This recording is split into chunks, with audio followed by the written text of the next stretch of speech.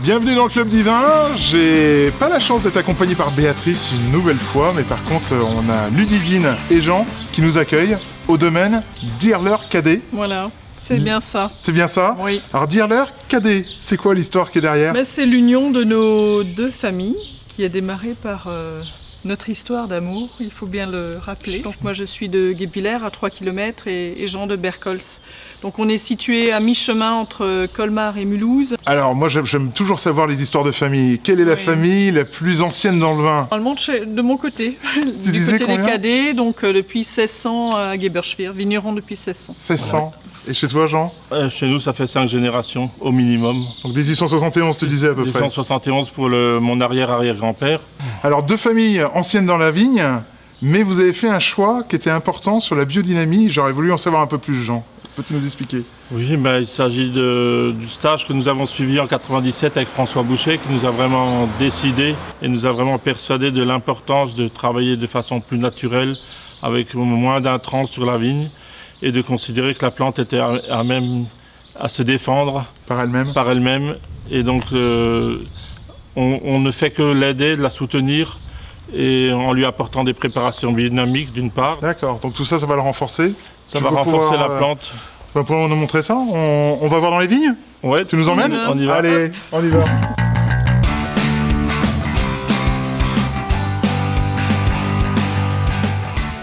Alors on a la chance de retrouver Ludivine et Jean en plein cœur des vignes.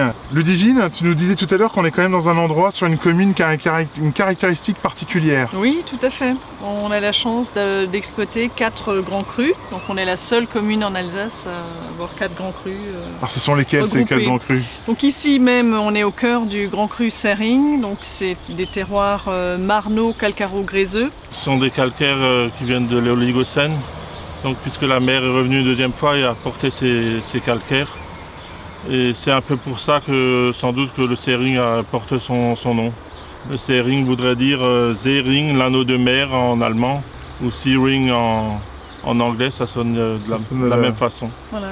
Et qu'on ressent ça dans les vins. Dans les vins. Cette salinité, on l'a également dans nos Riesling, Muscat ou Gewürztraminer.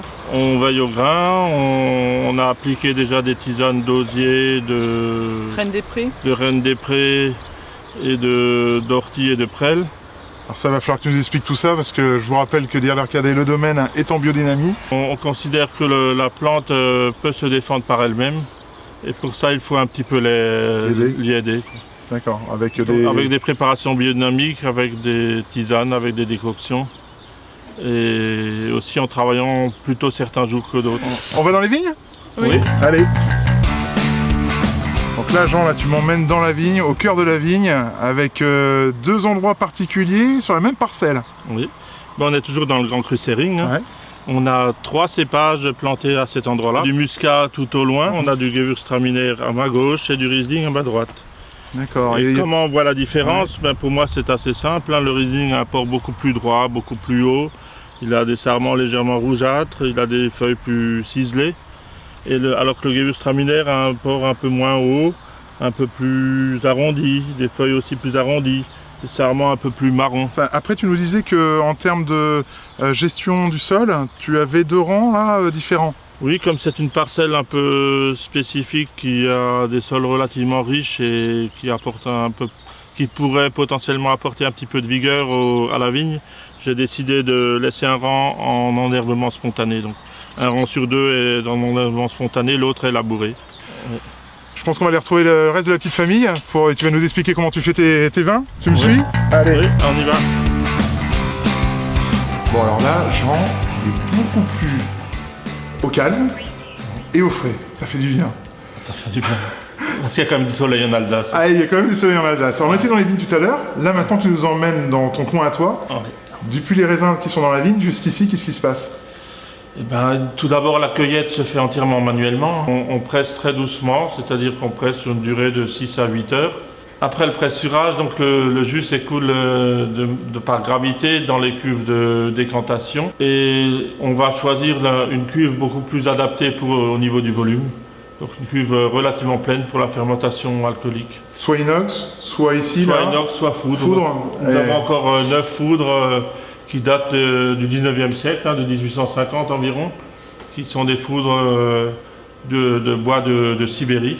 D'accord, oui, parce qu'on rappelle juste, donc l'exploitation viticole que vous avez, là, en nombre d'hectares, ça fait Ça fait 18 hectares actuellement. 18 hectares Sur lequel on fait à peu près 30 cuvées différentes. Donc ici, une fois que c'est arrivé dans les foudres, il n'y a pas d'assemblage. Tu es sur du monocépage. C'est-à-dire que oui, nous faisons du monocépage. Nous assemblons que quand les fermentations sont terminées. On va goûter ça? Tout à fait. Allez. Alors nous voilà maintenant dans une autre pièce du domaine avec Jean-Pierre, le papa de Jean. Bonjour Jean-Pierre. Bonjour. Merci de nous accueillir. Donc, écoutez, on va pouvoir maintenant déguster une de vos cuvées. Donc on fait le Pinot Gris, mais également la cuvée sur Sering en Riesling, Grand Cru. Eh bien, allons-y, on va déguster ça avec le reste de l'équipe.